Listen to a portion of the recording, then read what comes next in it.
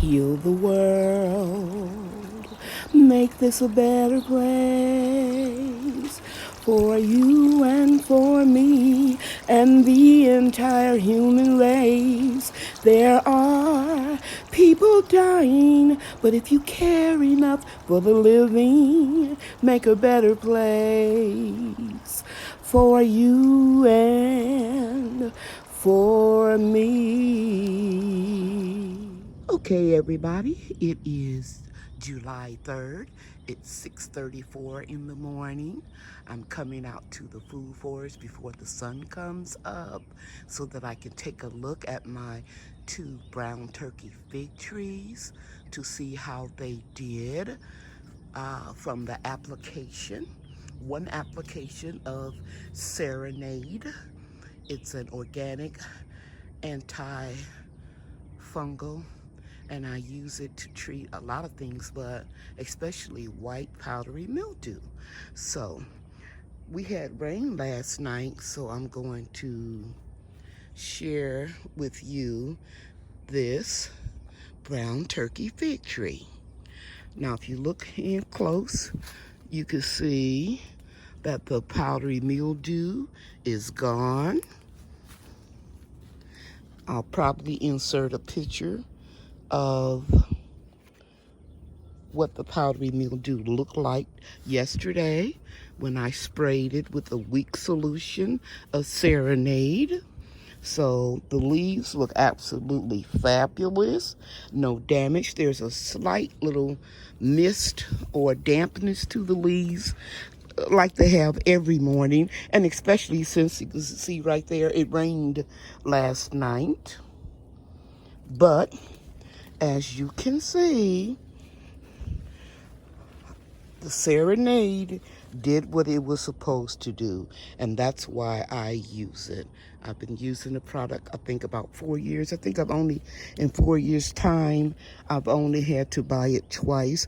I could see a little remnant of powdery mildew right there, so I will spray that. And I think I saw something right here. Remember, this was only with one application. And I want to bring to your attention that I'm an organic gardener, so everything that I use is organic. I don't put mouthwash or other chemicals on my plants. And I live in Zone 8A, North Texas, and we get 100-degree weather this time of the year. So I don't use dish soap or anything that has oil in it, because it will adhere to the leaves and fry like chicken in the sun. A couple people gave me some advice or tips what they use, but remember, you can't use everything that every gardener uses, because you have to take into consideration your climate, your temperature, the wind. One lady even said that maybe it's because I had a lot of trees or plants close together. So I'm going to step back and let you see that there's plenty of air flow around this fig tree. However, this fig tree had more powdery mildew than the other fig tree that had a lot of trees close by. See, so I can walk freely around this entire tree.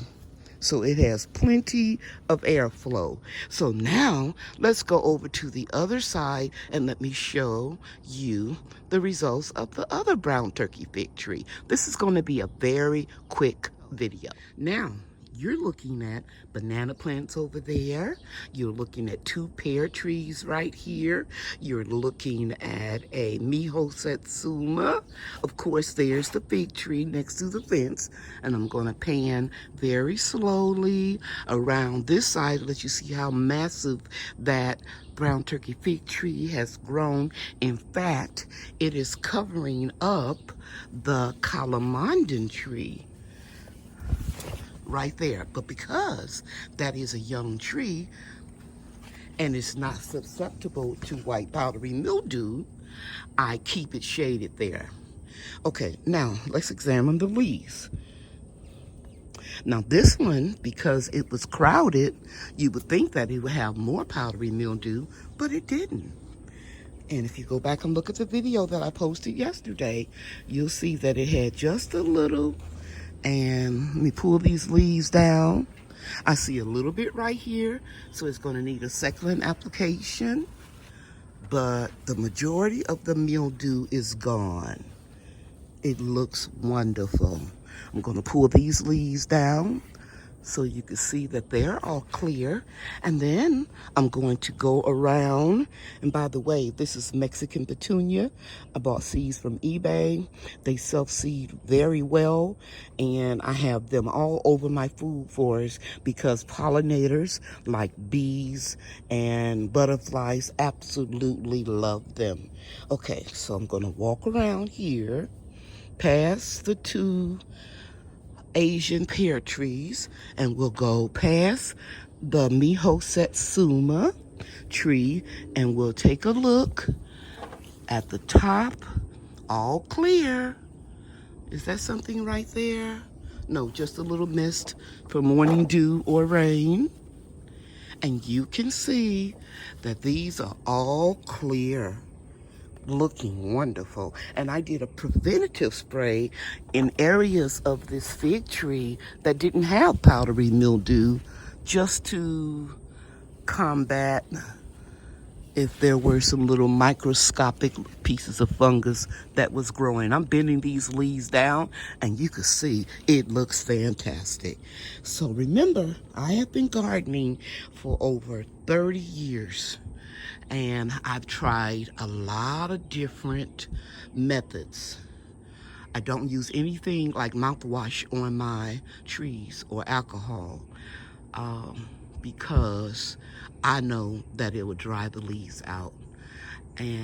But I have tried milk and water with dish soap. I've tried dish soap with baking soda and water, or just baking soda and water, but the Serenade works the best. And I don't make any money by recommending this product to you. I don't have a ulterior motive for telling you. I just like to help people and share what I use and if it works. Okay? And let's go and take a look at the banana plants. There, it's gonna bring it in a little closer on my banana plants. And sometimes, because they are enormous in height, I sometimes use the word trees and plants interchangeably. However, they don't have any wood in them. They are banana plants. Banana plants are actually herbs that produce a flower, and those flowers are the bananas. So I did a preventative spray on the bananas leaves that were close to the powdery mildew, just in case the wind traveled that fungus and it got on here. Now, why would you do that, Miss C? The reason why I did that is because in the past, that powdery mildew has traveled and hit my banana leaves. So I did a preemptive strike. Forewarned is forearmed, and I sprayed just a little to make sure that they wouldn't become infected. So I want to share with you the zinnias that have reseeded. Since I'm here, the okra is doing well. This is emergency garden food. And we got a little yellowing of a leaf here. That's okay, we just take it off. And the last okra that I planted in the 17-gallon containers, I have between 7 and 8 plants in each one. And the reason why I did that is because 17 gallons is a lot of soil, okay? So I know that if I could put 3 plants, like right here, 1, 2, 3 in a 5-gallon container, surely I could put 7 in a 17-gallon container. So that's it for today. I just wanted to make this quick little video to share with you and, you know, wrap up that serenade actually works very well. And hopefully I can wrap up the bird netting on top of the muscadines. And I'm not worried about that if I can't get them up, can't get that net up real soon, because they are not nowhere near ripe. So the birds aren't bothering them. But I want to, excuse me, I want to be able to save them all. Okay. I appreciate you taking time out of your schedule, especially so close to the holiday, to stop by and watch my little quick video. I know there are a lot of things you could be doing, other channels you could be watching, but I want to thank my loyal subscribers for hanging in there with me while I took my much deserved vacation and made it back safely. Be careful, everybody. When we left the state of Texas, the pandemic wasn't so bad, and now we are the new hotspot. I have not left my property since I came back from vacation. I am being extra cautious. Okay. If you like this video, please like and subscribe and tell your friends about my channel.